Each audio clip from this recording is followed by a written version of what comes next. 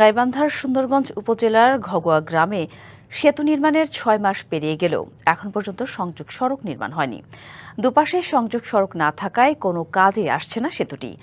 বাধ্য হয়ে সেতুর দুই পাশে বাঁশের সাঁকো দিয়ে ঝুঁকি নিয়ে পারাপার হচ্ছেন এলাকার মানুষ।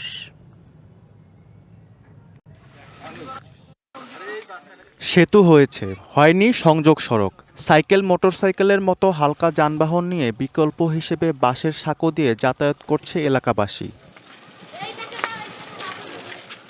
প্রায় ৩৬ লাখ টাকার প্রকল্প ২০২৩-২৪ অর্থ বছরে প্রথমে কাজটি পায় আইকন কনস্ট্রাকশন নামের একটি প্রতিষ্ঠান। পরে হাত বদল হয়ে দায়িত্ব পান স্থানীয় ঠিকাদার গোলাম মাওলা। বরাদ্দের ২৩ লাখ টাকা তোলা হয়ে গেছে, তবে নির্মাণ হয়নি সেতুর সংযোগ সড়ক। এখন রিক্সা ভ্যান গাড়ি ঘোড়া তো কিছুই চলে না, এখন ওই গঙ্গার হাট দিয়ে ঘুরিয়ে ওই পাশে যায়। প্রতিদিন এই দিক দিয়ে স্কুল যাওয়ার সময় হয়তো অনেক আমাদের অসুবিধা হয়, এমনকি পড়ে যাওয়ার সম্ভাবনা থাকে। অনেক সাইকেল পড়ে যায়, তারপর অটো ভ্যান যাইতে পারে না, খুবই সমস্যা। ছোট বাচ্চা কাচ্চা যাইতে পারে না।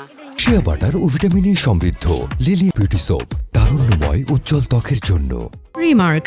ঠিকাদার ও সংশ্লিষ্ট কর্মকর্তাদের গাফিলতিতেই এমন হযবরল অবস্থা।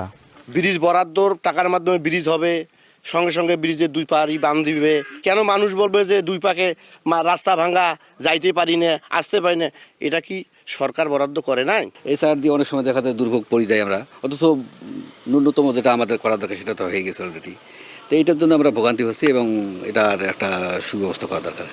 বিষয়টি তদন্ত করে দেখার কথা বলছেন উপজেলা নির্বাহী কর্মকর্তা। তথ্যটি পাওয়ার পরে আমি আমার যে উপজেলা প্রকল্প বাস্তবায়ন কর্মকর্তা আছে তাকে জানিয়েছি।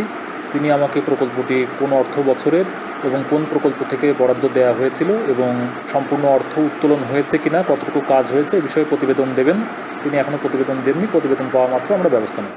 সব জটিলতা কেটে যাবে, দ্রুতই সংযোগ সড়ক নির্মাণের কাজ শুরু হবে, এমন প্রত্যাশা করছেন এলাকাবাসী।